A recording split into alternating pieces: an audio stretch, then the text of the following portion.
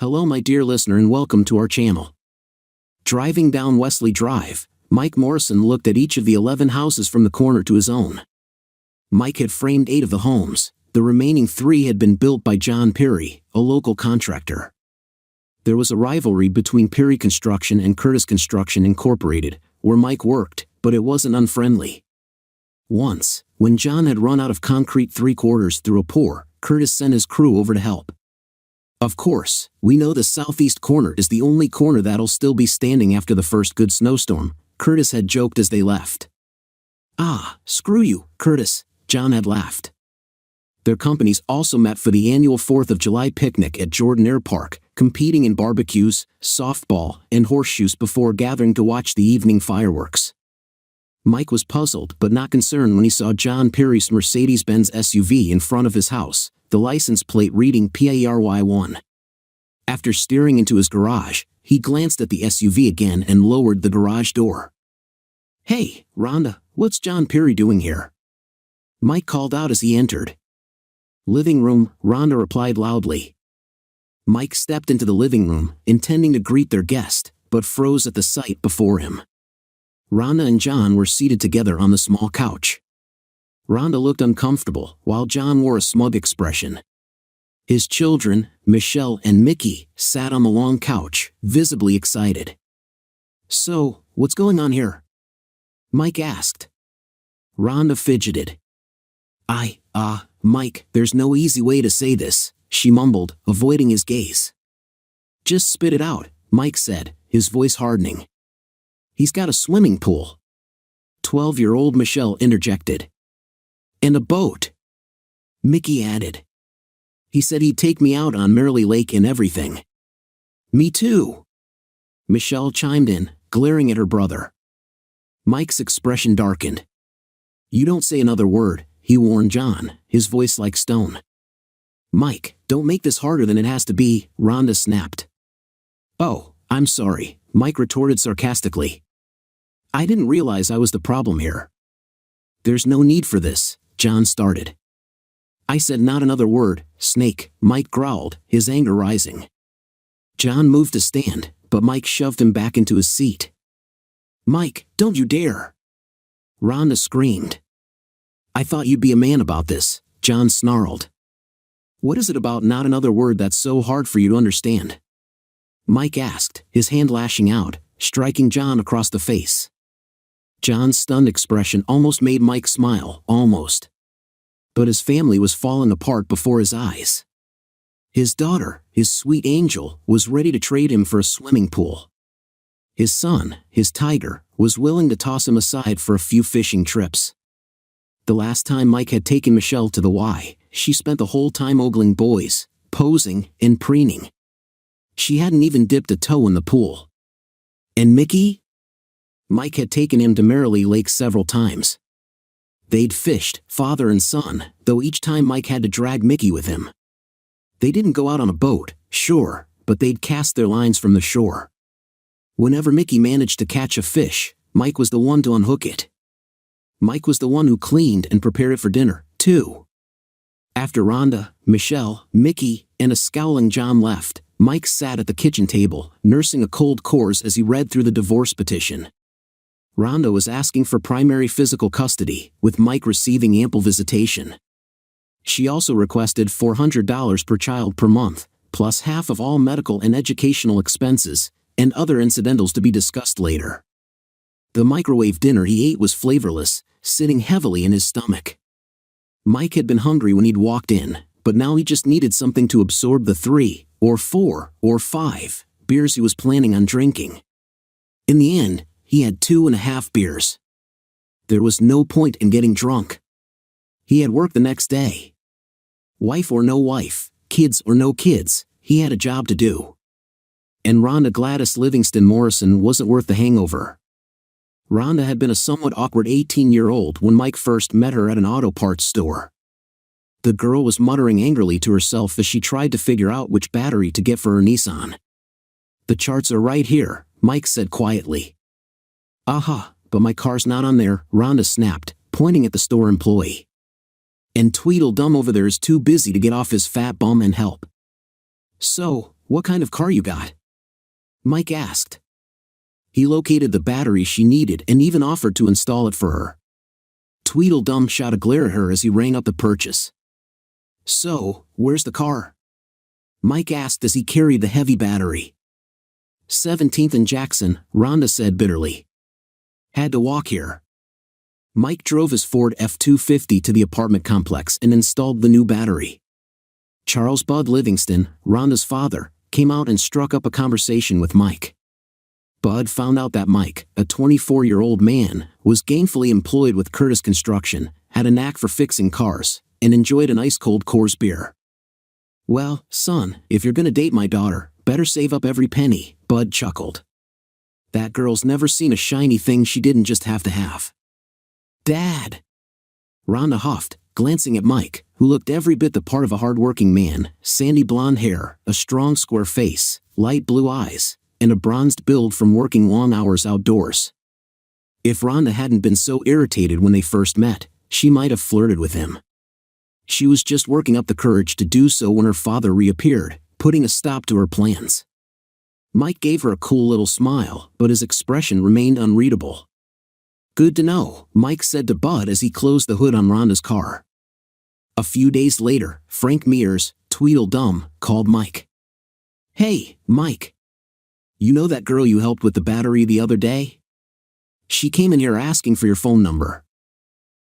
Yeah, sure." "Go ahead," Mike agreed. Mike soon learned Bud hadn't been exaggerating. Rhonda had a habit of wanting more of anything she liked. When Mike picked her up for their second date, Bud showed him her bulging closet, filled with shoes, boots, sandals, and 6 pairs of flip-flops. 6 pairs of flip-flops, Bud teased. "One for each toe, huh?" On their second date, Mike also discovered that Rhonda was quite affectionate. As their relationship progressed, so did her pregnancy. Rhonda, mildly attractive when they first met, began to blossom as her pregnancy advanced. By the time she gave birth to Michelle Christina Morrison, she had filled out more physically and had started drawing attention when they visited the mall. At first, Rhonda resented the attention her newborn daughter received, especially from Mike and his family.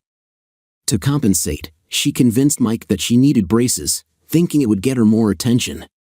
When the braces were removed, revealing a beautiful smile, they discovered she was pregnant again.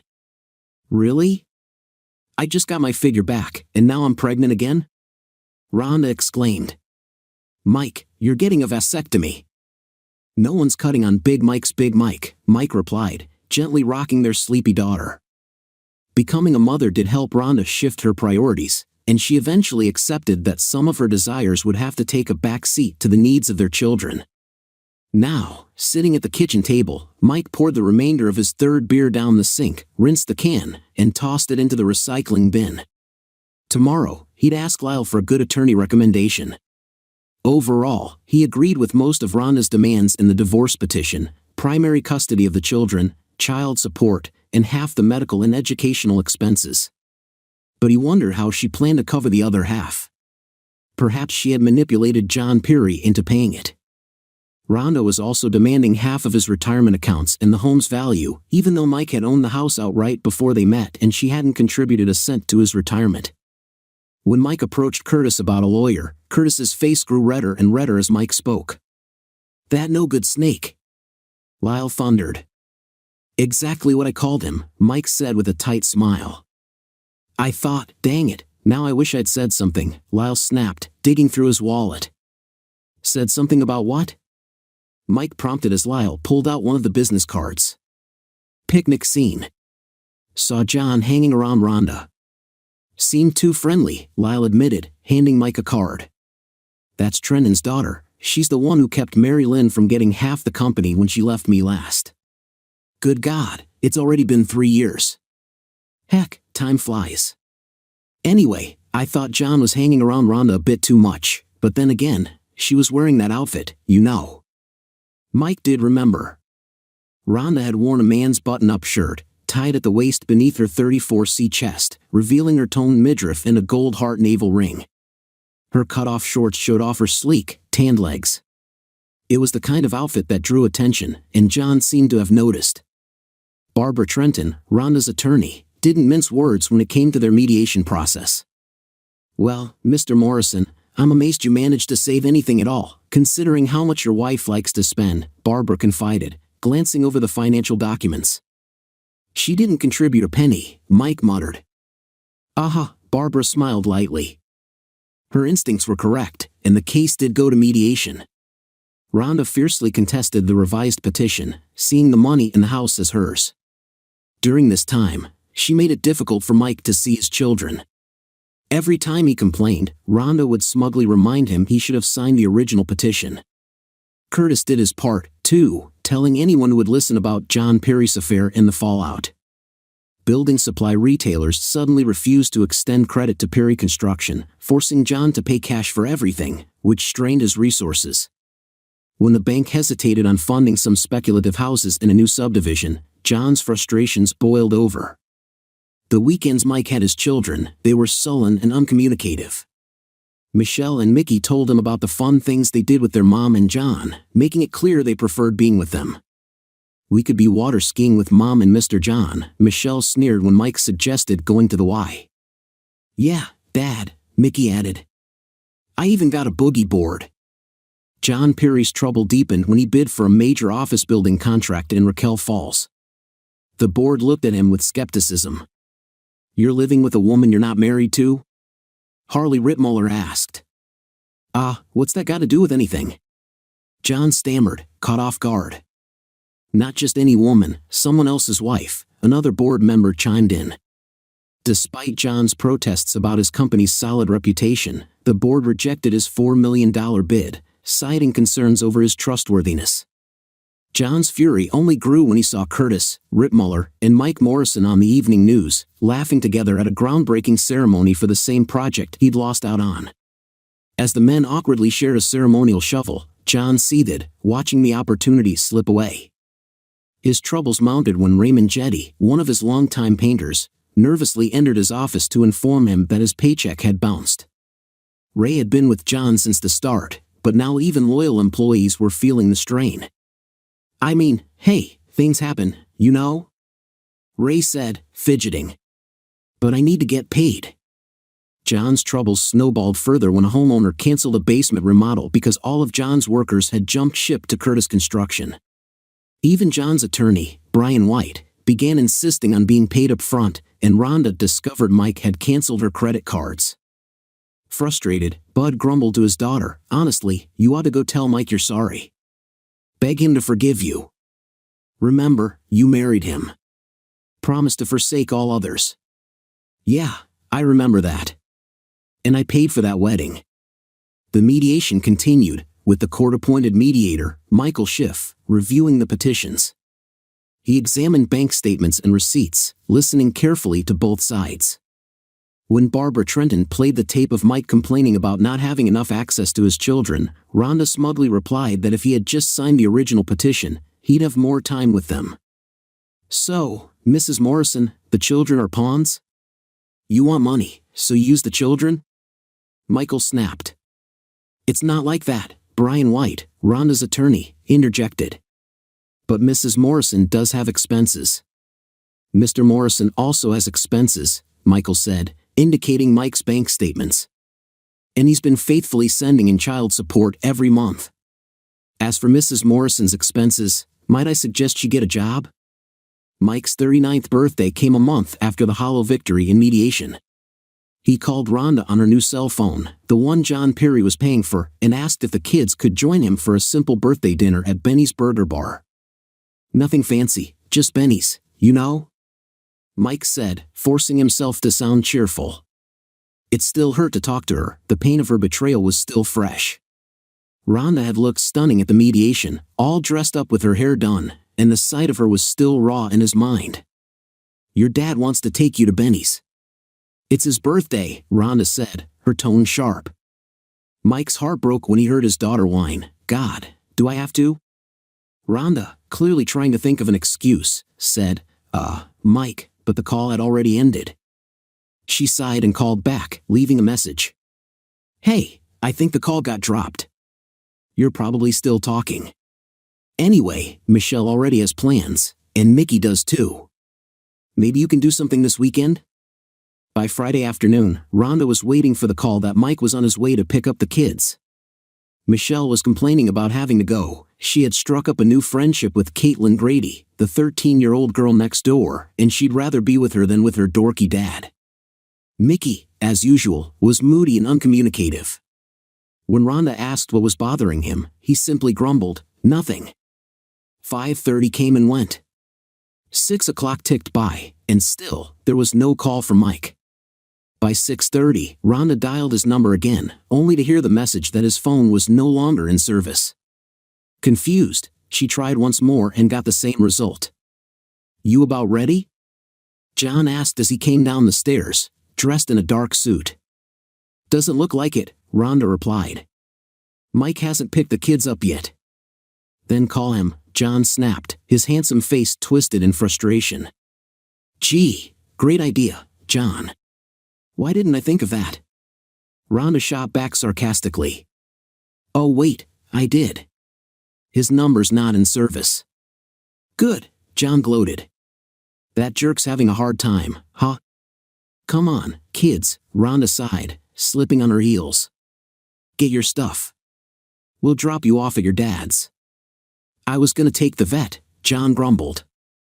"John, the clients will be inside. They won't see the car. Come on, we're going to be late." John continued to mutter complaints, but he grabbed the keys to the Mercedes. Michelle grumbled as she got into the car, and Mickey followed, scowling.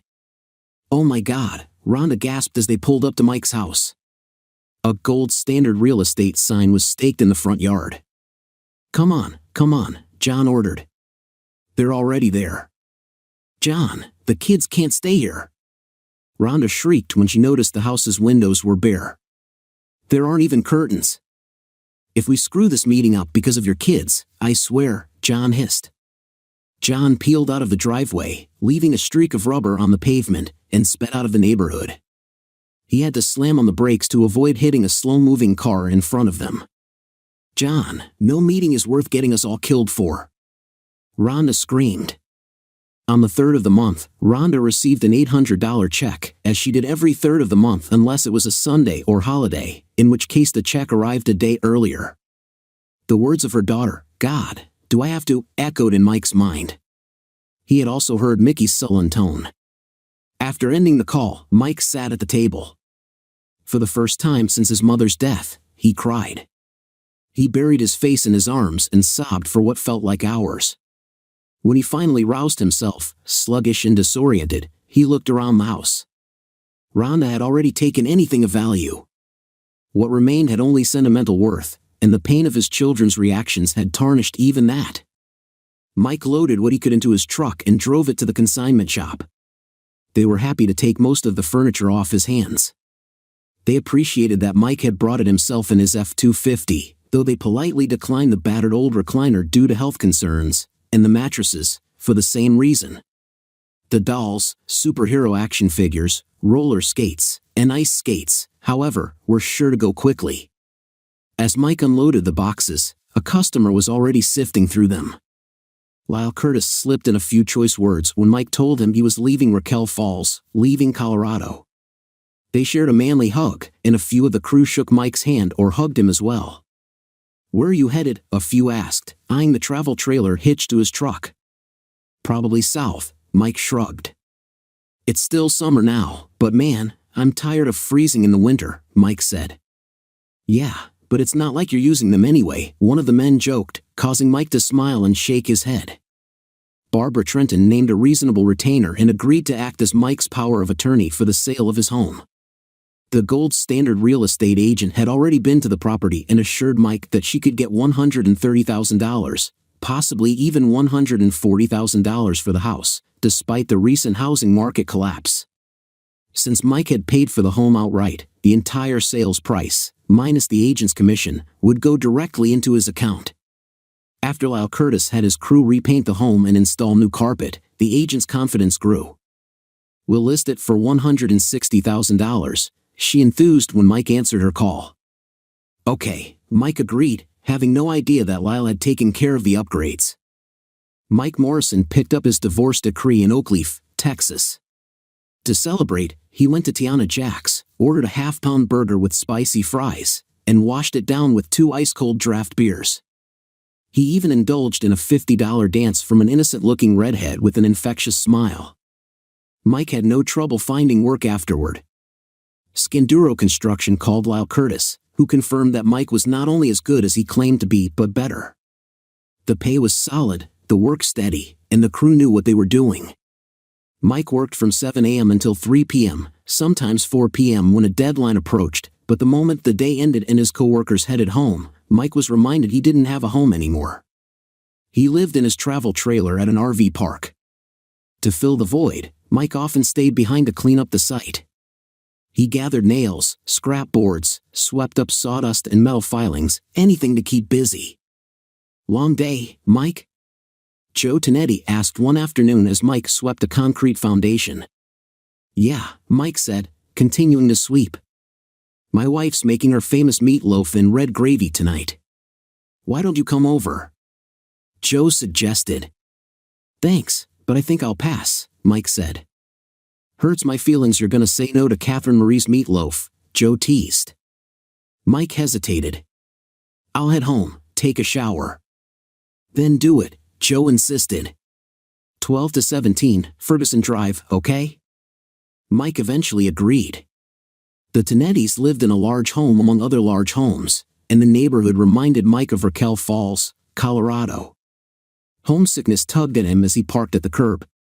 Catherine Marie Tonetti was French-Canadian, while Joe was dark and lanky. Catherine Marie was plump and pale, but they seemed to always be in contact, holding hands, touching each other as they moved around. Joe sat at the head of the table, Catherine Marie at his right, their 20-year-old daughter Antoinette, Tony, to his left, with Joey, their 15-year-old son, and Cheryl, their 17-year-old daughter, rounding out the table. Tony resembled her mother, while Joey and Cheryl took after Joe, though both carried a few extra pounds. Dinner was a lively affair, except for the quiet moment when Joe said grace. Mike learned that Joey played football for Saints Peter and Paul High School, and Cheryl, a senior at Sacred Ascension, was planning to major in biosynthetic engineering at the University of Louisiana at DeGard. "Must get it from her mama," Joe said proudly. "Definitely doesn't come from me." "Tony, you've been quiet," Catherine Marie noted. "I'm starting my last year of college," Tony mumbled, not looking up from her broccoli and cheese. "Came home from her first day of kindergarten and said she was going to be a teacher. Never wanted to be anything else," Joe bragged. Mike thought of his daughter Michelle. She'd once wanted to be an Olympic skier until she realized it didn't pay much and required daily training. Then, she wanted to be a doctor until she decided it was too difficult. The last thing she'd mentioned was wanting to be a meteorologist. "You don't even need to know what you're doing," Michelle had said. "The weather girl just reads everything off a screen." "We need good teachers," Mike agreed, snapping back to the present. Tony finally looked up, smiling. "I decided when Miss Davis taught me. She was so smart, and she talked about the world beyond Texas." Joe interrupted, teasing her, "Hate to break it to you, but Miss Davis lied. There is no world outside Texas. When I asked her how to become a teacher, she told me I had to really want it and do well in school," Tony said, playfully swatting her father's arm. "Valedictorian at Sacred Ascension," Catherine Marie bragged. "On the dean's list every semester." "Do you have any kids, Mr. Mike?" Tony asked, fixing him with her green eyes. "I had 2, Mike said, losing his smile. "Had?" Joey asked, giggling. "Lost them somewhere," Tony teased, giving her brother a light smack on the back of his head. "Hey!" Joey cried out. "Well, kind of did," Mike answered. "Divorce." "Sorry," Joey mumbled, chasing after the dishes as they were being cleared away. After dinner, Mike yawned, then laughed and apologized. He thanked Catherine Marie for having him at her table, wished Tony, Joey, and Cheryl a good night, and surprised Joe by pulling him into a strong hug. "Been a while, Joe," he said. "Been a while since I sat at a kitchen table like that." The next day, Joe gave no indication that Mike had been a guest at his home. He barked orders, pointed fingers, and yelled, but at 3 o'clock, he called it a day. Mike stayed behind to clean up, disappointed when Joe didn't return to invite him back for another meal. On Friday, Joe was at it again, barking orders, pointing, and yelling. By 2:30, he was handing out paychecks. Tomorrow night, Catherine Marie's making this stuff she calls jambalaya, Joe said once everyone had left. What time should I be there? Mike asked. 6, Joe replied. But, hey, tonight Joey's playing. Why don't you come? Mike sat on the hard bleachers, clapping and whistling for Saints Peter and Paul. St. Andrew trounced the home team, but the game was lively. Tony sat beside Mike, wearing cut-off denim shorts and a Saints Peter and Paul jersey. She touched his hand, his arm, and even his leg a few times. Her leg brushed against his often, a subtle closeness that lingered. By 5 o'clock on Saturday, Mike went to Burns & Burns supermarket, picking out a nice strawberry shortcake. After driving around to pass the time, he parked in front of Joe's house. Hey, Mr. Mike. Cheryl greeted with a smile. Dad. Mr. Mike's here. Gonna make him stand outside?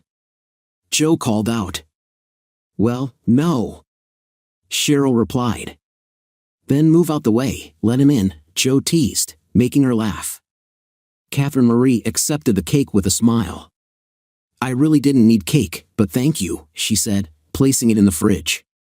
Then don't eat it, Joe quipped. Oh, but that'd be so rude. Our guest brings us a cake, and I don't eat it, she replied, patting her belly lightly. Joe hugged her from behind, a playful grin on his face. Joe, we have a guest, she laughed as Joe's hands wrapped around her waist. Won't take but a minute, Joe teased. Joe, leave me alone, she squealed, giggling as she wiggled free. They do that all the time, Tony said, rolling her eyes. What married people are supposed to do. Mike smiled, Tony's blush adding a warmth to the room. The 20-year-old turned and left the kitchen. Where are you going? Supper's just about ready, Joe called after her. To my room, Tony answered. How about you set the table? Joe said. Hey, I can do that, Mike offered. You're a guest, Joe objected. First time, I was a guest. Second time, I'm family, Mike said with a grin. Now, where are the plates? Tony showed him the cabinet, and together they set the table. She grabbed the knives and forks while Mike folded 6 paper towels into squares. Afterward, she placed the silverware on the napkins. You get the glasses and ice, Mike suggested. Dinner was hearty, with Catherine Marie's jambalaya, a tasty mix of chicken, pork sausage, rice, tomatoes, onions, and bell peppers, all simmered with a kick of cayenne pepper. Mike fought the urge to go for seconds, savoring every bite. You brought dessert. Joey cheered when the shortcake was mentioned. Yes, but I don't need it, Catherine Marie said once more. Good, more for me.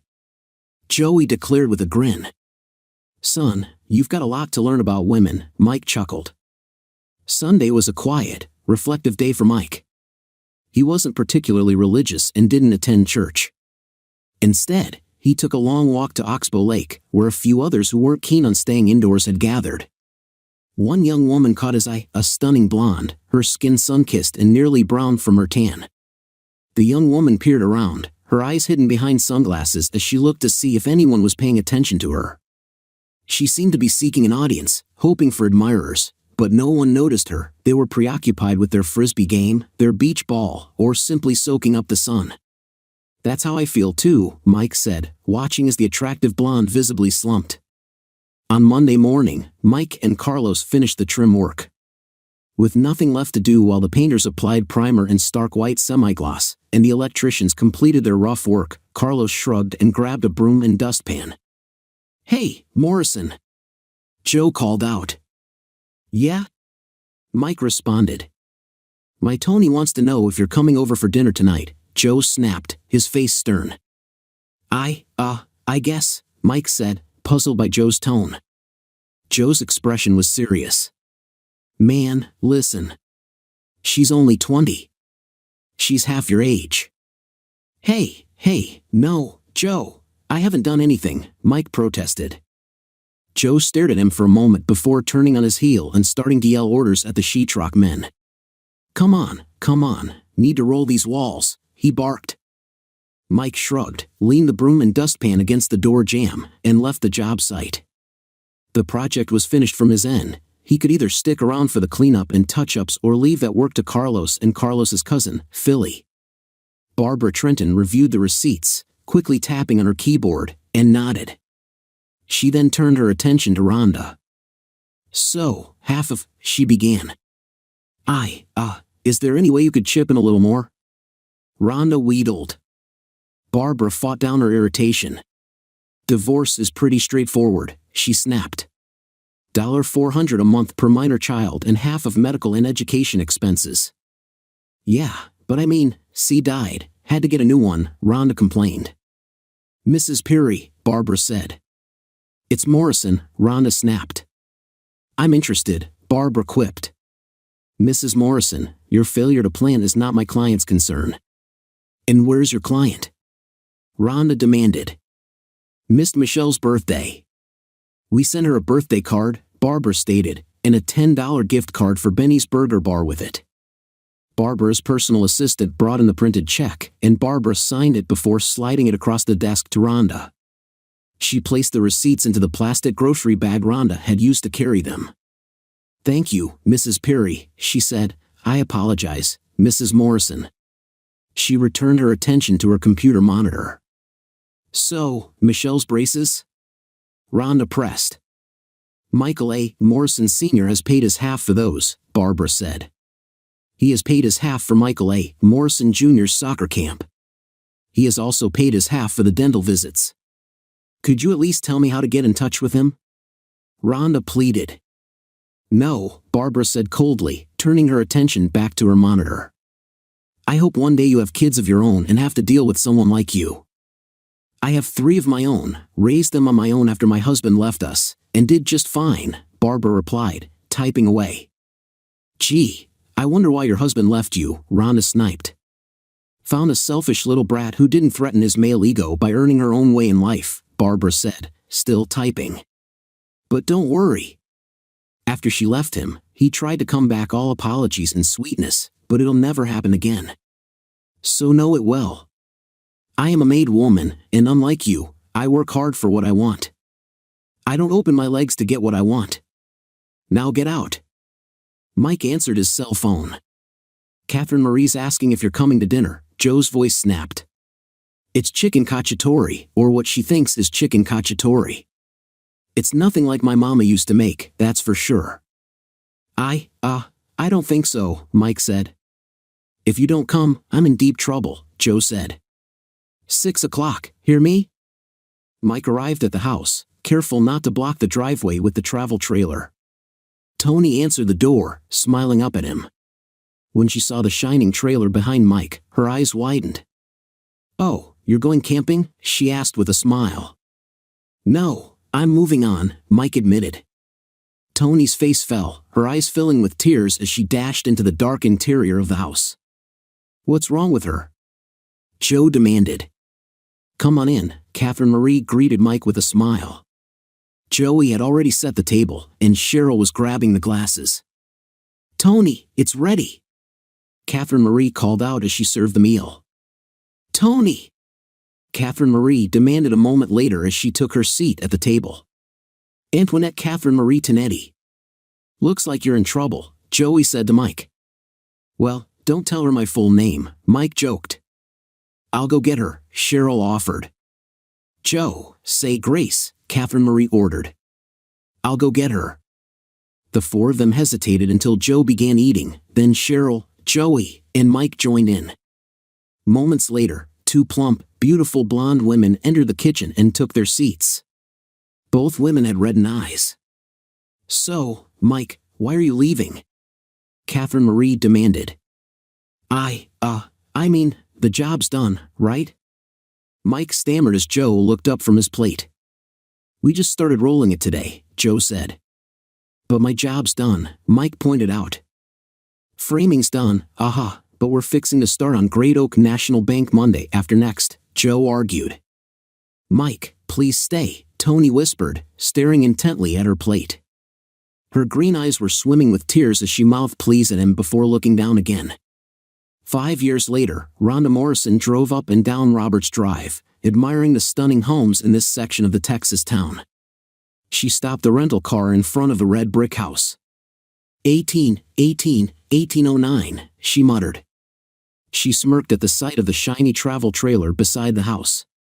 When Mike had bought it, she had insisted on a concrete pad for it, not wanting to see overgrown grass around something they'd never use. The trailer was perched on a concrete pad next to the large garage. Rhonda looked at the neatly manicured lawn, lively flowers, and the cute wooden wheelbarrow in the yard. She smirked at the flowers. Mike had always said they were just weeds. Steeling herself, Rhonda approached the front door and pressed the doorbell. A disembodied female voice answered, "Yes?" Rhonda looked at the small speaker and saw she was on camera. A small lens was at the top of the metal grill. "Hi, I'm Rhonda Morrison." "Does Mike Morrison live here?" she said, flustered. "And you are?" the female voice asked. It was neither unfriendly nor welcoming. Rhonda grew agitated. This wasn't how she had envisioned it. She had splurged on her travel outfit. The jersey material clung to her 36D breasts, lifted by a push-up bra. The same material highlighted her midsection, but at 39, that couldn't be helped. The jeans accentuated her hips and thighs, and though her backside was wider than she liked, the jeans squeezed everything into a more flattering shape. Now, standing on the doorstep with the Texas sun beating down, the jeans were soaked with sweat, and her blouse stuck to her more than clung to her. I'm Rhonda Morrison, his ex-wife," Rhonda said. "Oh," the voice exclaimed. "Does he know you're coming?" "No," Rhonda admitted. For several moments, she stood there. Just as she was about to ring the bell again, the door opened. Mike stood there, looking better than she had remembered. His blonde hair had streaks of silver, his face was bronzed by the sun, and his chest and arms were muscular under his tank top. He wore swim trunks, and his legs were thick with muscle. His waist looked slim. "Yes?" Mike demanded. "Hello, Mike," Rhonda said, smirking. "Long time no see." "Yes?" Mike repeated.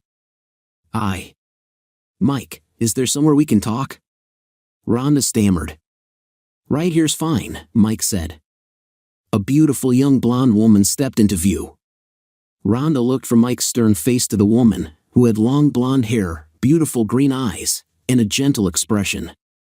Mike and the woman had most likely been swimming. The young blonde wore a small wrap from just under her armpits to just below her crotch.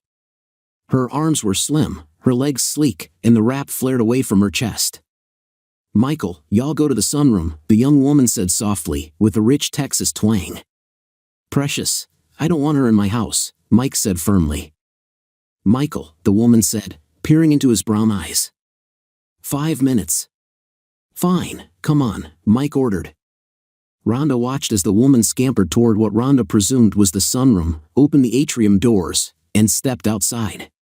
Through the large glass window, Rhonda saw a large swimming pool with a Hispanic-looking girl and 2 young boys. The blonde woman removed her wrap and stepped down into the pool. Rhonda's mouth dropped at the sight. 5 minutes, let's go, Mike ordered, snapping Rhonda's attention away from the attractive blonde. "Really?" Rhonda spat bitterly. "We were together for 14 years. Can't you be a little nicer?" "Oh, I'm sorry. Would you like a glass of champagne? Some caviar? Golly, where are my manners?" Mike snapped sarcastically. "Come on, Rhonda. You came all the way out here. Let's get to it." "I don't know if you heard, but Michelle's getting married next month, the 9th, Rhonda said. "Yeah? How far along is she?" Mike asked bluntly. Rhonda blushed at Mike's direct question. She glanced toward the swimming pool. "In a month and a half," she admitted.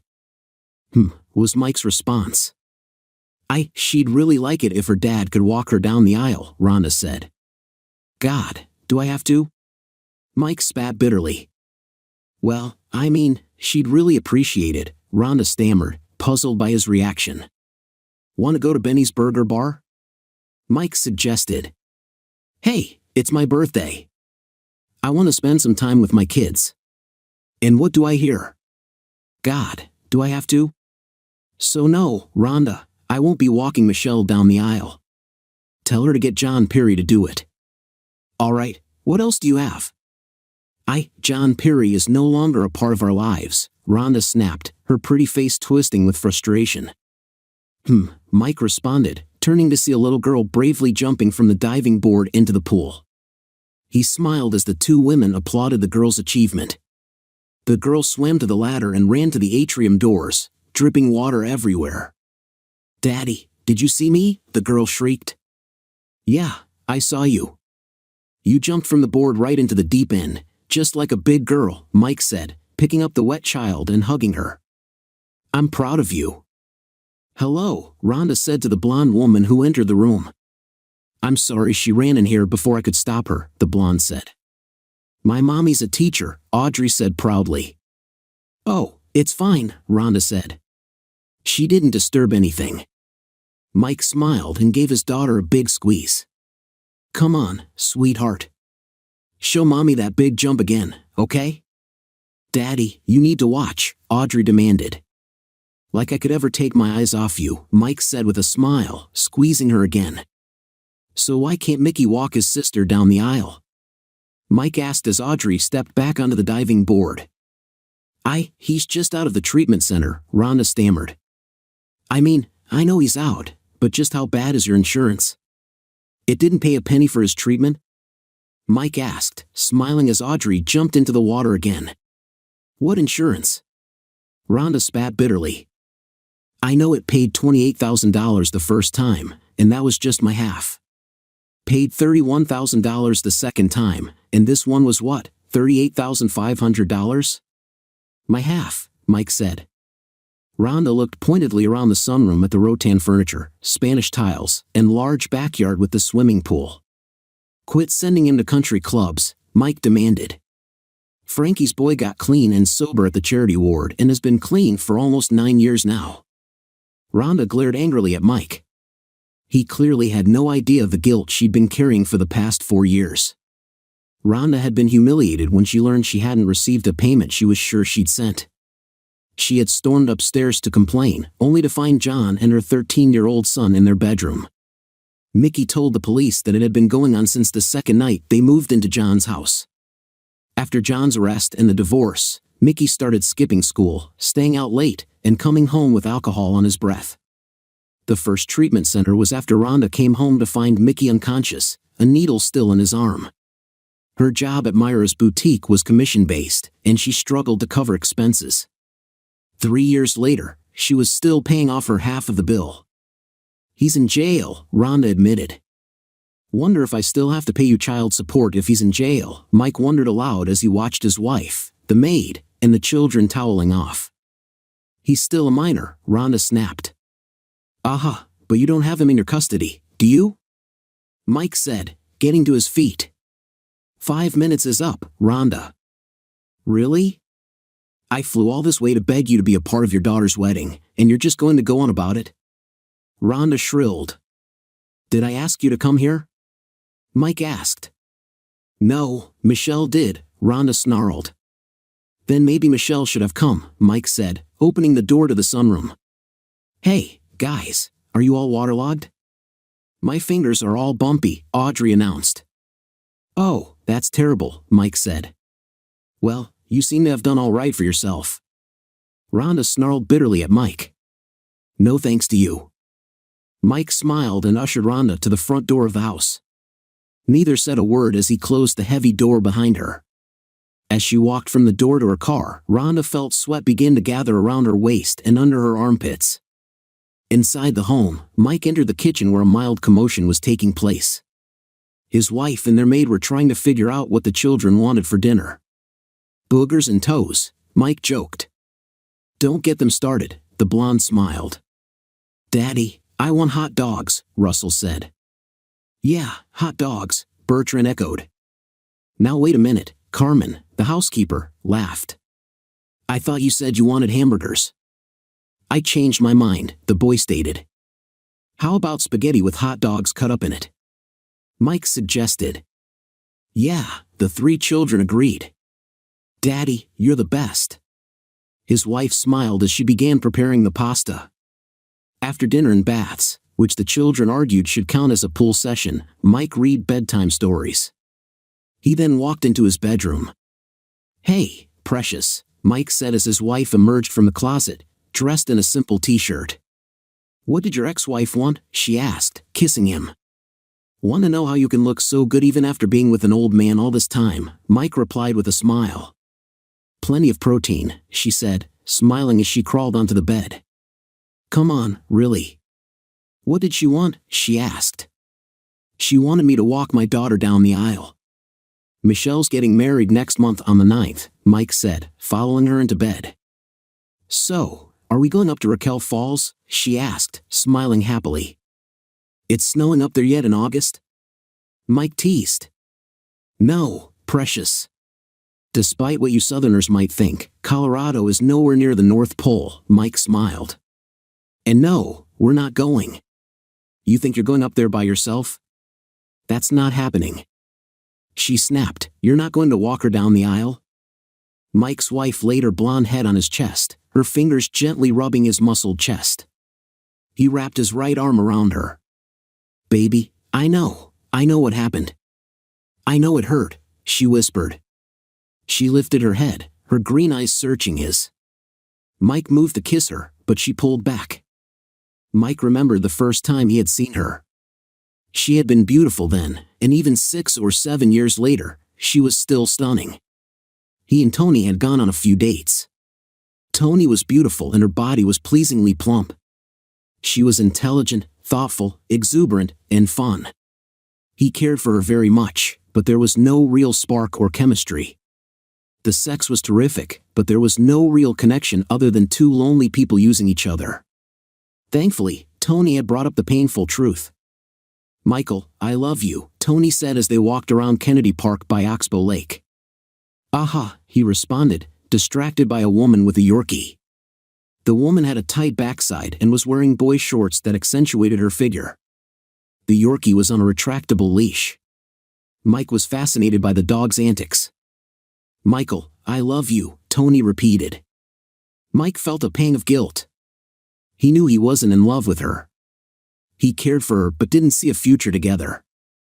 I'm just not in love with you, Tony admitted. Kind of how I'm feeling too, Mike confessed. I care a lot about you, but do I see any long-term romance here? Probably not. Oh, Tony said. But I know we'll always be friends. Yeah, Mike said. I owe you one thing. You kept me from running off just because things got a little hard. Tony smiled up at him, and he put his arm around her and gave her a squeeze. Just then, the Yorkie started yapping and charging at a jogger. The jogger, unaware of the retractable leash, tripped and fell hard. The dog squealed and struggled underneath the jogger. The woman started screaming at the jogger. Mike rushed over, gently assisting the jogger in unhooking the dog's leash.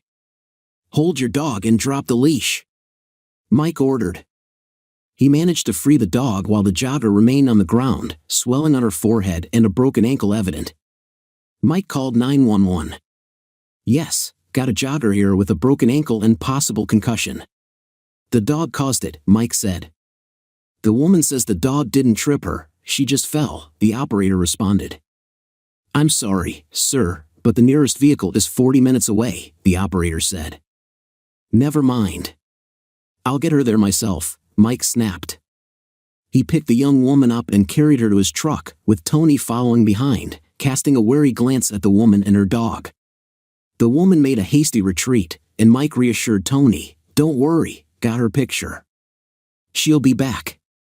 As Tony strapped the woman into the truck, he grabbed a cup of ice from a vendor and Mike handed him his handkerchief. Tony sat in the jump seat behind the young woman, holding the improvised ice pack to her head while Mike drove quickly, hazard lights flashing, toward the ER. The woman moaned softly a few times but remained unconscious when Mike screeched to a halt outside the emergency room. A nurse and an orderly quickly came out, pushing a gurney. Mike explained the situation as they loaded the young woman onto the gurney. Afterward, he drove Tony home. They hugged, and Tony wiped a tear from her eye before going into her parents' house. Mike debated whether to return to the hospital or head home. The late hour and the demands of the next day's work, both at Skanduro and on a foreclosure project, made the decision for him. He had a full day ahead, and he was also planning to find more permanent lodgings than his travel trailer. While waiting for Skanduro Construction to finish the Adams office suites and start work on the Great Oak First National Bank, Mike had bought a foreclosure in a modest neighborhood. The previous owners had left the property in disrepair, but Mike managed to purchase it and another nearby home. Mike also acquired properties on Roberts Drive, a gated community where owners had overextended their credit. He sold 3 of the 4 properties at a reasonable return and decided to move into the 4th home on Roberts Drive. He worked for Skanduro Construction during the day and handled renovation and reconstruction in the evenings and on weekends. His latest project was in the same gated community on Simpson Way. The previous owner had overextended on a failed investment and had ended his life in the house. Nora Sanford, the man's wife, had emptied the safe deposit boxes and vanished, leaving the house as the final piece of the estate. Mike purchased it at a fraction of its estimated value. He needed only to update the carpet and paint, as the previous decor featured very bold colors. After a day of work, Mike decided to visit the hospital instead of heading to the Simpson Way property. He parked and entered the hospital, only to realize he didn't know the young woman's name. A nurse checked his driver's license and, after a brief search, directed him to the 4th floor. When Mike entered the room, the woman's first words were, "They cut up my shoe, get it off." Mike smiled at her clear green eyes and said, they weren't sure, but they thought there might be a doctor who could help with that knot. The woman looked at him with curiosity. "I was going to Connolly," she said. "Oh, what were you studying?" Mike asked. "Education," she replied. "I want to be a teacher." Mike nodded, recognizing a potential connection. "Maybe that's where I know you from. Did you pick Tony up there a few times?" She studied his face for a moment before shaking her head. "I don't think so." "By the way, you got a name?" she asked. "Huh?" "Oh, Mike." "Mike Morrison," he said. "Precious," she replied. "Yeah, I know I don't look Mexican." "Precious, is there anyone you need to call?" he asked. Her beautiful face clouded over. No, she stammered, looking away. "Mother? Father?" He pressed further. "Mom died of ovarian cancer." My dad said, "You're not my kid either." "Either get out or stay," Precious said. "Oh," Mike said, looking at his watch. "I only have another 2 hours of sunlight left to work. I'll be back." She smiled sadly and lowered her bed. Even in the shapeless hospital gown, when she lay back, Mike could see her figure, and he remembered where he had seen her before. "Oxbow Lake," he said. "Huh?" Precious asked, pausing the bed's momentum. "That's where I've seen you before." "On the beach at Oxbow Lake," Mike explained. Precious immediately moved to ensure her gown's hem covered her. She blushed hotly. No, you were there sunbathing," Mike said. "Beautiful girl in a beautiful green bikini, but looking about as sad as I felt." "What have you got to be sad about?" Precious asked. Mike took the seat again. Precious raised the bed and looked at him. "I was happily married, had 2 kids, a boy and a girl. We wanted to name them Russell after my old man." "God, my old man was the greatest," Mike said. "Or Bertrand, after my mom's dad. Give him a piece of wood, and in minutes, he'd carve a car, a frog, or a boat." "So, what did you name him?" Precious asked softly, taking his hand into hers. "Rhonda," Mike said. "That was my wife. Rhonda decided on Mike Jr. We called him Mickey." "That's a good name," Precious smiled.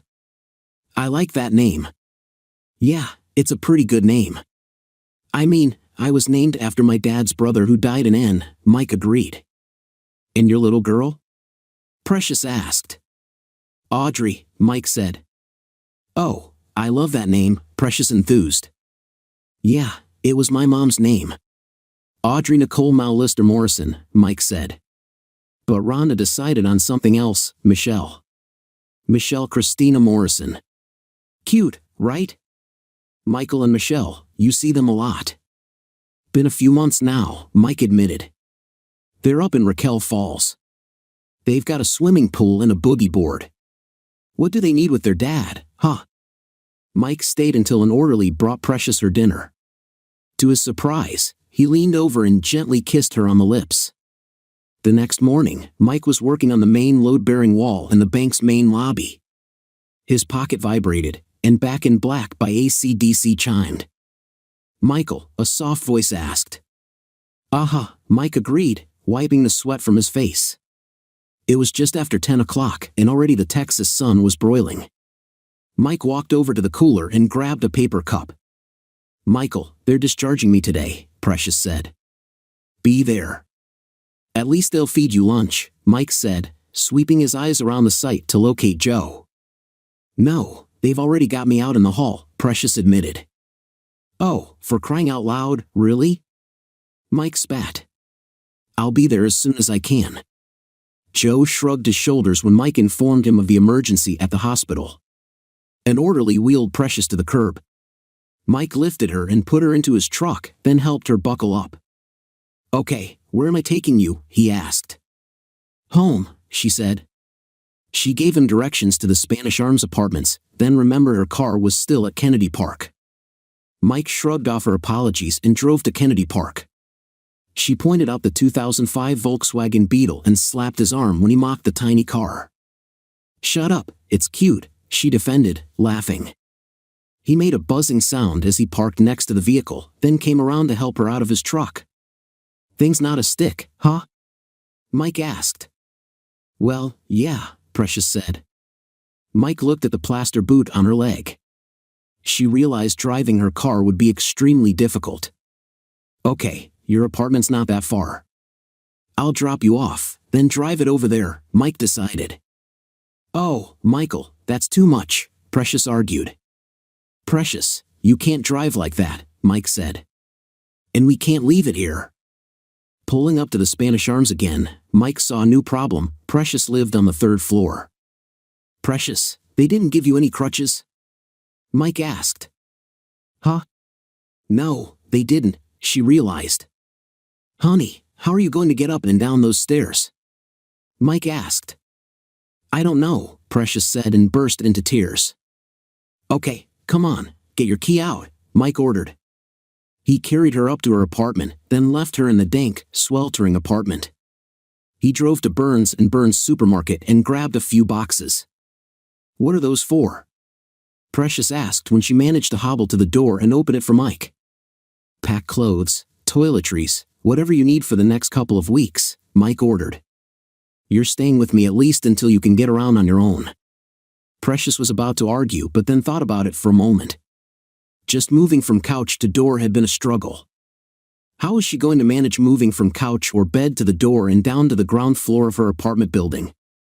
I assume your apartment is on the ground floor? Mike asked as he carried the boxes into her bedroom. Yours will be, Mike assured her as he looked around the neat, orderly bedroom. Listen, give me the keys to your Beetle and I'll be back, okay? Oh, Precious, you don't want to help me pack? She asked. I've seen enough of women's drawers to last me a lifetime, Mike said with a smile. He surprised Precious by leaning forward and giving her a light kiss on the lips before he left the apartment. Mike drove down to a gas station and rented a hitch and harness. He then drove to the park and attached the hitch to the front end of her car. Unbelievable, Mike smiled as he drove away, the truck pulling the small car effortlessly. Okay, I think I'm ready, Precious said. Okay, Mike said, and he lifted her into his arms. He carried her down to the truck, then trotted back up the stairs to get the boxes. Anything else? He asked before putting her into his truck. Nope, she smiled. She then surprised him with a kiss on his lips. Thank you, Michael. Mike smiled and jogged back upstairs to make sure he locked her apartment securely. So, my apartment's on the ground floor. How many apartments are there? Precious asked. Well, your bedroom is on the 3rd floor. It's a 3-story house, Mike said as he turned onto Roberts Drive. Oh, I come through here at Christmas time, Precious said, looking around the affluent neighborhood. Christmas? Mike asked. Yeah, a lot of these houses really go all out with lights and decorations, Precious explained. Like Clark Griswold? Mike asked. Who? Precious asked. Griswold. Christmas Vacation, Mike said. She shook her head, then looked astonished when he pulled up to his house. She was still trying to peer up into the third-story windows, craning her neck back when he helped her down from the truck. 5 windows up there, Precious said. You need something in each window. Mike asked as he closed the truck door. When you do your Christmas lights, you need something in each window, Precious said, holding out her arms, ready for him to pick her up again. He jogged inside, unlocked, and opened the door of the house, then ran back and scooped her up. Ah, carrying me across the threshold, she quipped. When I carry you across the threshold, I hope you'll at least be wearing a nice dress and definitely better shoes, Mike smiled. Huh? What's wrong with fiberglass? Precious asked, waggling her heavy cast. Ah, it puts the UG in ugly, Mike declared and set her gently onto the couch. Ooh, I love this couch, Precious said. Is this where I'm staying? No, I'll carry you to the bedroom after I get your stuff in, Mike said. He made quick work of lugging her boxes into the house, then carried her to her bedroom. Yep, you're a man, Precious quipped, looking around at the austere furniture. Mike chuckled as he laid her onto the bed. She didn't let go of him when he moved to straighten up. Thank you, Michael, she said softly and kissed him on the lips. Welcome, Mike said. Oh, you, don't need the bathroom? It's right across the hall. Mind reader, or are my eyes starting to turn yellow? Precious said. Mike scooped her up again and carried her to the small, simple bathroom. He smiled as he sat her on the commode, then quickly exited the room and firmly shut the door. Holler when you're done, he called through the door. Mike located several more pillows throughout his house and brought an old tube television into the room. He then heated a can of soup and used a slightly rusted cookie sheet as a tray for her. He also drove to Rental and rented some aluminum crutches for Precious. This began 5 weeks of cohabitation. The first few mornings, Precious lightly complained about being awakened before sunrise for breakfast. On the 3rd morning, Mike found Precious waiting wide awake, arms outstretched, ready for him to carry her to the kitchen. You got those crutches? Mike asked on the 4th morning as he scooped her up into his arms. But I like when you carry me, she whispered into his ear. Mike could smell her toothpaste and realized Precious had awakened, hobbled across the hall to brush her teeth, then returned to the bedroom to wait for him. He smiled at her, and she returned his smile. Honestly, he said, I like carrying you too. Joe did complain when Mike had to take off for Precious's doctor visits and physical therapy. Teresa White, a lawyer recommended by one of Mike's co-workers, helped Precious. Sue Mary Bookhammer, the owner of Dawson, the Yorkie that had tripped Precious, also took up some of Mike's time. Hey, Mike, we all have other stuff to do. Can't we schedule this after work? Joe complained the next time Mike asked for an early afternoon off. Mike tried to explain, make up your mind. What's more important, having a job or whatever this is? Joe spat. Mike didn't answer and didn't remind Joe about the early afternoon he'd requested off. The next morning, Joe screamed at Mike in front of the other employees. Mike smiled, nodded, and walked off the job site. Hey, you're home early, Precious said as she looked up from her textbook. Mike grumbled. Oh, I don't have an appointment, do I? Precious asked, alarmed. No. Got run off the job, Mike said. Oh, Michael, what happened? Precious asked, patting the cushion next to her. Mike sat next to her on the couch and told her about the mild animosity that had developed when he was dating Joe's daughter. The girl he had been with the night Precious was injured. The animosity hadn't gone away even though Mike was no longer dating Tony, and it had been compounded by Mike's frequent needs for time off. Oh, Michael, why didn't you say something? I would have gotten one of my friends to take me, Precious said. But I wanted to take you, Mike admitted. Why? Precious asked, her green eyes peering into his brown eyes. I am, well, Mike stammered. Michael, I'm not going to say it first. I need to hear you say it, Precious admitted, taking his large hand into her small one. Say it, she urged, her face inches from his. Because I'm in love with you, he admitted. And I'm in love with you, Michael Arthur Morrison, Precious whispered, then kissed him on the lips. Now unemployed, Mike bought more homes that had fallen victim to the recent collapse of the housing market, made the necessary repairs and renovations, and continued to earn money. The benefit of being his own boss was that he had the time and availability to take Precious to doctor's appointments, physical therapy, and for little outings and excursions. On one such outing to the Hog's Head, a barbecue restaurant Precious loved, Mike discovered his true status.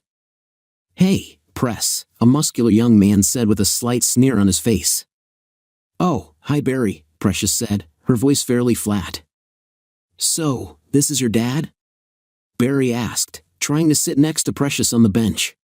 Precious used her hand to prevent Barry from taking the seat. No, this is my fiancé, Michael Morrison. Michael, this is Barry. I used to date him, Precious said. Whoa, Barry laughed mockingly. Your fiancé, see? Barry. Oh, hey Allison. What's up, girl? Barry said, finding a different seat. See, I found out there's a huge difference between men and little boys, Precious smiled sweetly. Hey, Precious, the ribs are here, Allison said. Barry glared at Mike, jostled the table with his hip, and walked back to another table. Your fiancé? Mike asked as the waitress brought them their brisket platters. Oh, you didn't know? Precious smiled, squirting some Texas Heat barbecue sauce onto her brisket, followed by a generous squeeze of Texas sweet sauce. She stirred the two sauces together with her index finger, then held out her dripping finger. Want to get married the day after Christmas, you hear? She asked. Mike took the sauce from her finger. Give me about a month to find the perfect ring, he agreed. Precious smiled triumphantly. She smiled even wider when Mike squirted the two sauces onto his own plate of brisket. Gives me time to get this thing off, too. Can you two-step? Precious asked. And gives me time to get some dancing lessons, Mike said. Brandon Wright, the pastor of the Fellowship Non-Denominational Church in Sweet Oak, Texas, performed the wedding ceremony. The handsome man was gregarious, loud, and jubilant, and his love of God and preaching was evident. Mike had learned how to do a Texas two-step and Texas swing. The fellowship hall, attached to the church, reverberated with cheers as the DJ kept the dancers on the floor. The Hog's Head barbecue provided the meal, and the guests became miserable but smiled widely as they enjoyed the feast. Toni Tonetti congratulated Michael and Precious, then locked herself in a stall of the ladies' room and sobbed. Emmanuel Wright, Brandon's 23-year-old son, stood outside the bathroom. When Toni finally emerged, the handsome young man offered her a handkerchief. Sometimes seeing someone else happy can be a little hard, he quietly offered. Toni said nothing, just dabbed at some fresh tears with the soft cloth.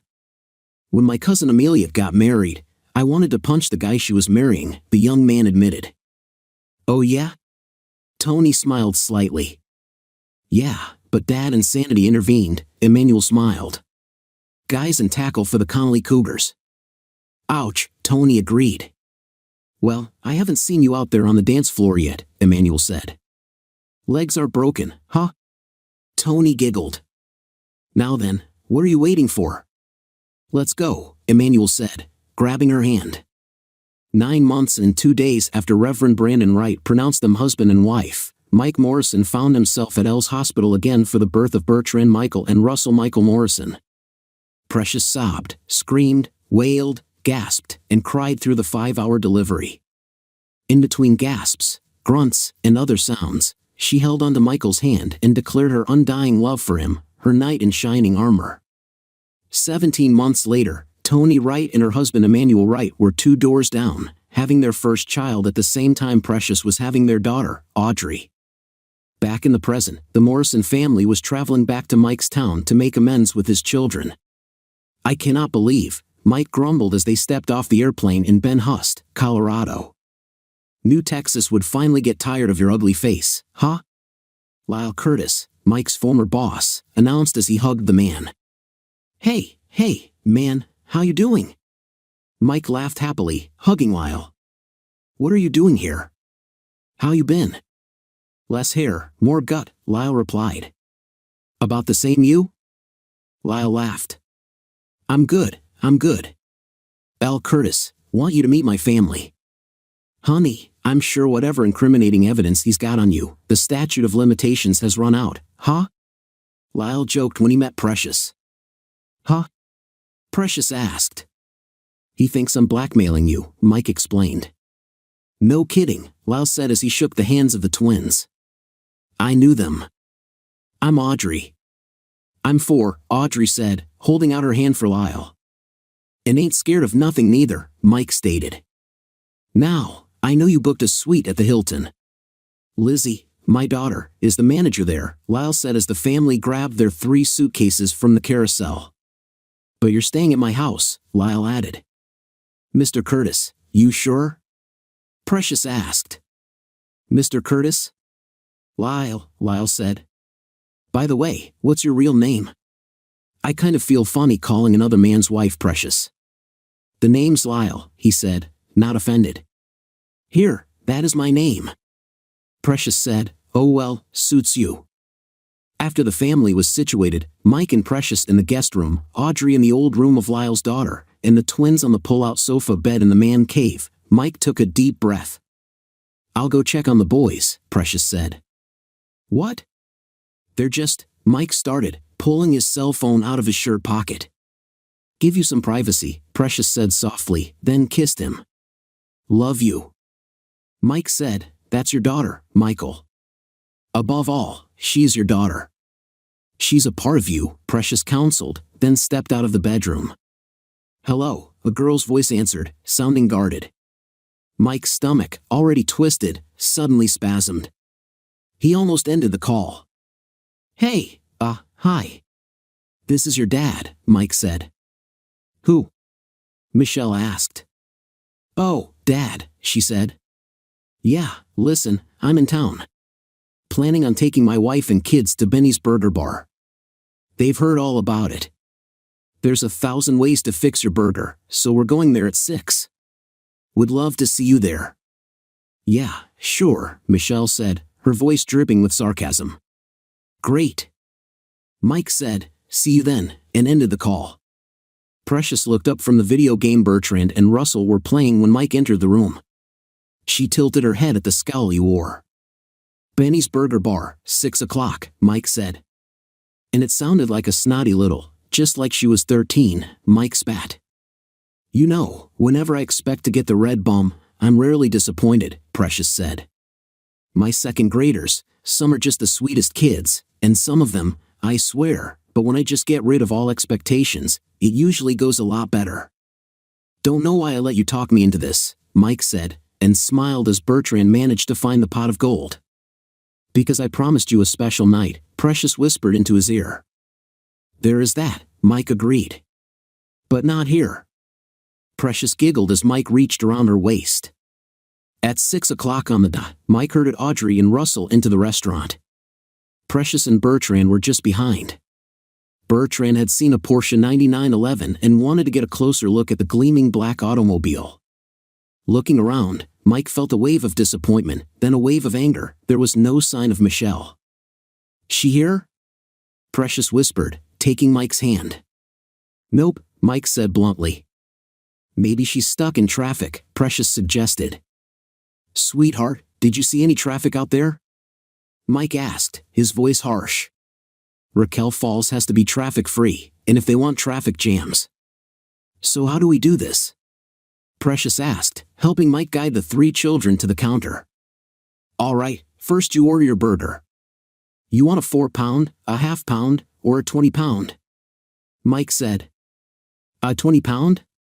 Audrey asked. Daddy's full of bull, Mike said.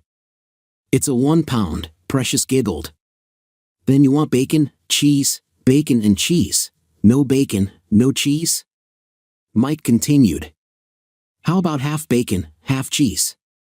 Russell asked. Aha, now you're getting the idea, Mike agreed.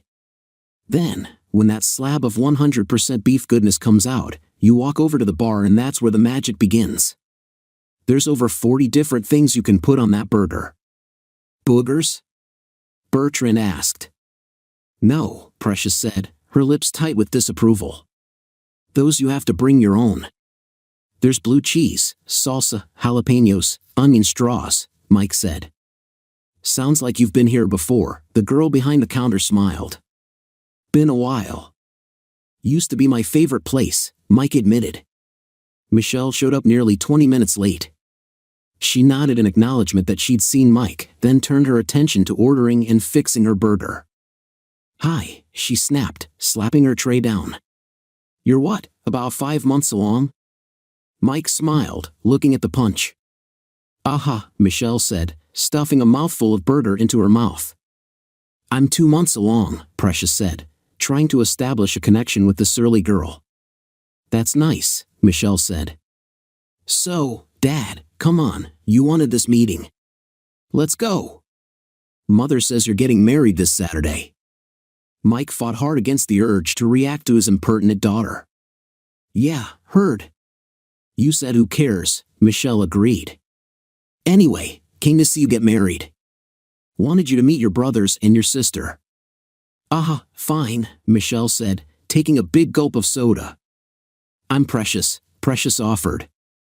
I'm sure you are, Michelle smirked. That is her name, Mike said through clenched teeth. Precious Morrison. This little cutie here is Audrey. I'm 4, Audrey announced, holding out her hand for the big man. And the big guy there is Bertrand, and the big guy next to him is Russell. Guys, this is your big sister Michelle. Hi, Bertrand said. I'm 4, Audrey said again. Hi, Russell said. So just thought you'd come back and I'd be all like, oh, hi, so great to see you again, Michelle snarled. Don't worry about being all over me, huh? No, thought you'd be all like, hey, sorry I was a selfish, self-centered, stuck-up little. Watch your language, Precious said softly. I acted like spending a few minutes with my dad, who worked hard for me, was a real imposition. But I've done a little growing up since then. But I guess we're both sorely disappointed, huh? Mike spat. Daddy, Audrey whispered to her mother. I know, I heard him, Precious said. Precious pinched Audrey's nose. I heard you say it too just a minute ago. I was just telling on Daddy, Audrey denied. Well, don't bother, Michelle spat, shoving her tray and causing her drink to spill. Don't bother coming to my wedding. I don't want you there. No problem, Mike shrugged, grabbing the tray before the soda spilled onto any of his children. Drop your present off at your mother's house, Precious offered as Michelle stomped out of the restaurant. Whatever, Michelle sneered and shoved the door open. Audrey started to speak, but Precious warned, and you say it, and you'll get a spanking. So, what did y'all think of Benny's Burger Bar? Precious asked as the 5 of them left the restaurant. Next time, I'm going to put a whole lot more pickles on mine, Bertrand enthused. And barbecue sauce, Russell agreed. Mike smiled at their enthusiasm. He and Precious smiled over the roof of Lyle's daughter's minivan as they slid the doors open. After dropping Precious and the children off at Scooters for ice cream, Mike drove to the address Barbara Trenton, his attorney, had provided. He checked the address again when he pulled up to the dilapidated apartment complex. Yo, can't be parking there. That's my boy's spot, know what I'm saying? A boy, probably 15 or 16 years old, said. Sign says visitors. Telling me your boy's name is Visitors? Mike snapped, taking the wrapped package off the passenger seat. Now, if you was to let me hold 5, the boy suggested. Ain't gonna happen. And pull your pants up, kid, Mike said. Mike kept an eye on Lyle's minivan as he knocked on Rhonda's door. He winced, it sounded like his fist was about to go through the door. What? Who's there, huh?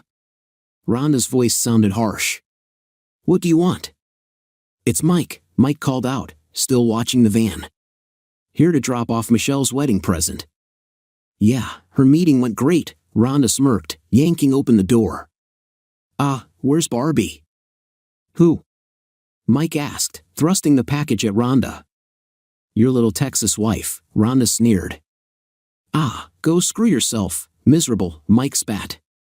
Thought you'd trade up, but just can't stand it that I did too, huh? Rhonda said. Great trade.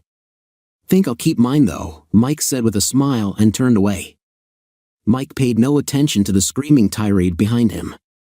He marched down the stairs and opened the door of the van. Hey, kept an eye on the wheels for you. About $1, huh? The boy wheedled. Kid, pull your pants up. Any idea how ignorant you look? Mike snarled and slammed the door of the van shut. The kid gave Mike the finger. Mike revved the engine and put the van in forward. He laughed when the kid's eyes widened with fright as he attempted to run backward and ended up falling flat on his back. Mike put the van into reverse and sent Precious a text message that he was on his way to Scooters. Daddy got you a double-dipped double chocolate, Precious said when Mike entered Scooters.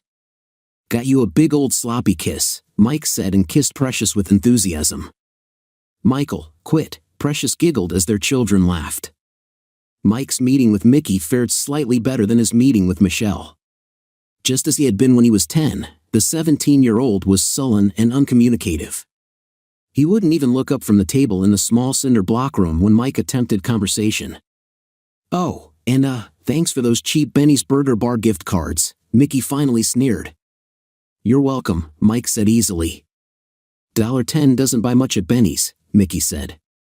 I know, $10 doesn't buy much at Benny's, Mike said. Quarter-pound fries with a drink, at least $14. Mike smiled. So, why the hell did you only send a $10 gift card? Mickey asked, his voice rising in anger. So you'd have to stick your selfish little hand into your own pocket, Mike replied with a smile. Huh? Mickey asked, confused. Anyway, good luck with the trial next Thursday, Mike said, getting to his feet. Why do you even come here? Mickey demanded. Honestly, I wanted to see if there was any of that kid left, Mike admitted. Saw your sister. There's nothing left there. There's nothing of the little kid in her. First play was supposed to be a tree, but she kept looking over at me and smiling and waving at me. What's a tree got to do with it? Mickey screamed. Was hoping there'd be some of that little buddy who went fishing with me. Remember when you caught that rainbow trout? Damn, that was a fish, Mike said. 6.5 pounds, Mickey said quietly. Yep. And the first thing out of your mother's mouth was, I ain't cleaning that thing. But boy, did she eat the heck out of those fillets, Mike said as the deputy unlocked the door. Hey, how'd you get all those fillets out of that fish? Mickey suddenly asked. Ran down to near Myers and bought 3 more trout, Mike chuckled and stepped out into the hall. Dad! Dad! Mickey cried out as the heavy door slammed shut. Precious was true to her word. Mike had made an attempt at reconnecting with his kids. He had even spoken with Barbara Trenton about assisting Mickey. The harsh woman pursed her lips and charged Mike $3,000, but she did represent Michael Arthur Morrison Jr. in his trial. Through Barbara Trenton, Mike heard that Mickey had been sentenced to 2 years. Because the sentence was longer than 1 year, he would have to serve his time in a Colorado state penitentiary, but Barbara had managed to get Mickey assigned to 5 Tribes, a medium-security penitentiary. A few months after that news, Mike heard that he was a grandfather. Michelle Schron had given birth to Louise Charlotte Schron, a beautiful baby girl. Precious asked, Michael, that's not right, and through Barbara, Mike heard that his granddaughter had not lived to see her first birthday. The tears Mike shed were heartfelt as he penned a letter of condolence to his daughter and her estranged husband, Alan Charles Schron. 7 months later, Precious gave birth to Olivia Nicole Morrison. Mike was overwhelmed with joy, but a strange sense of pain haunted him. He held his daughter, but he could never hold his grandson. 3 weeks later, the world was to collapse again.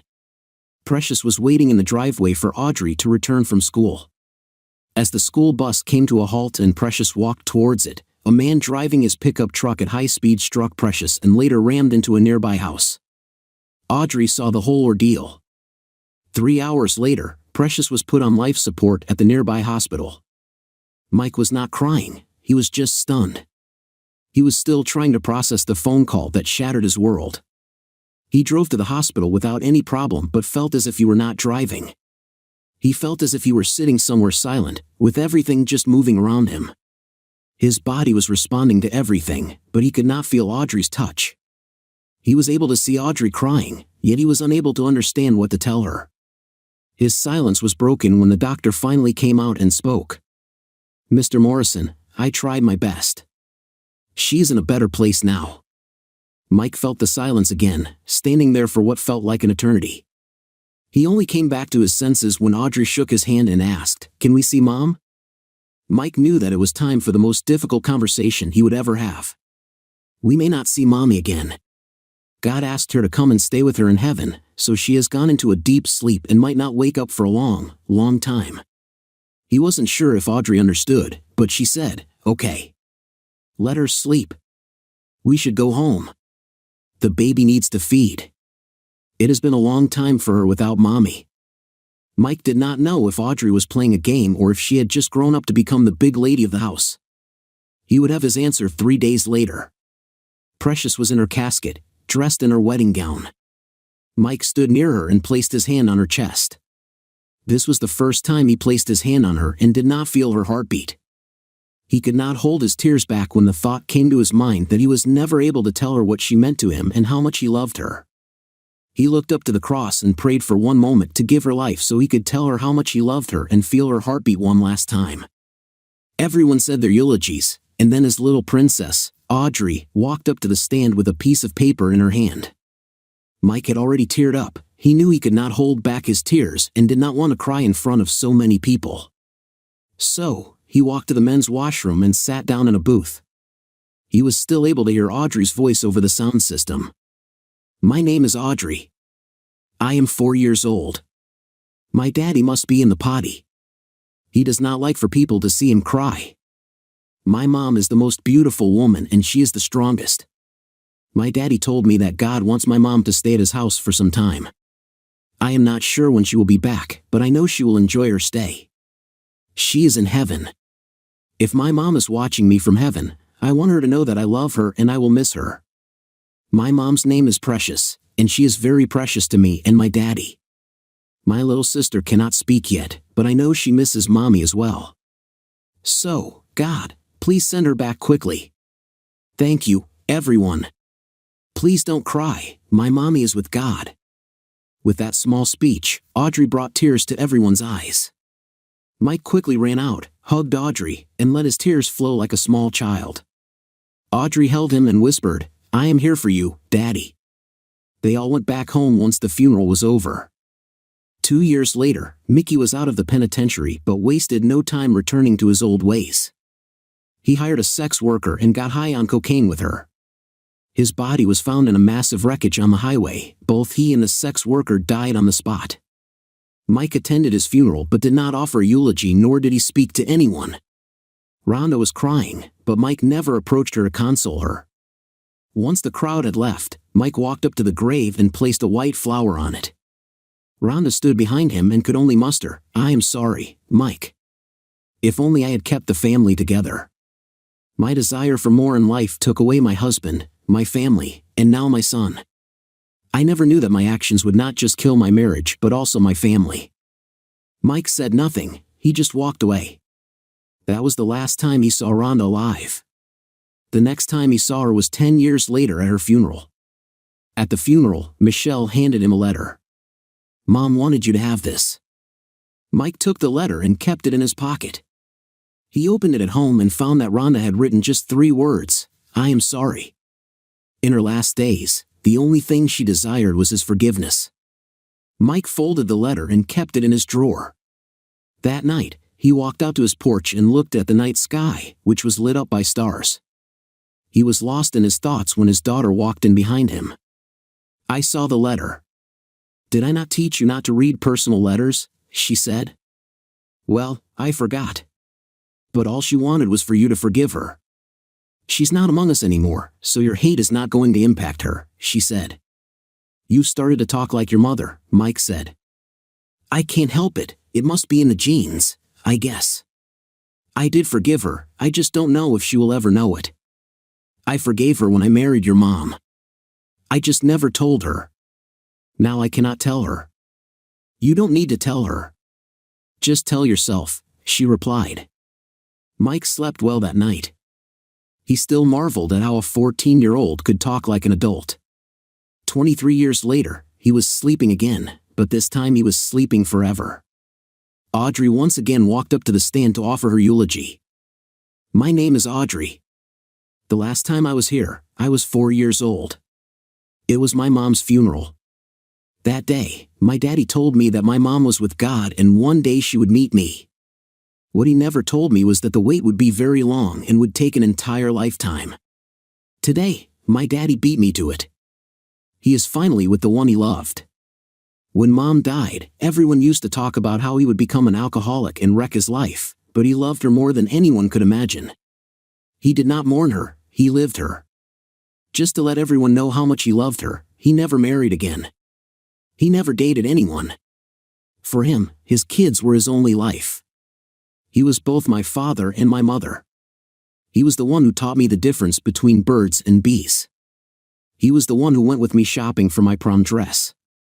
He was the one who taught me how to cook, how to fish, and, above all, how to be a good human. He made sure all his kids were educated and had a good life.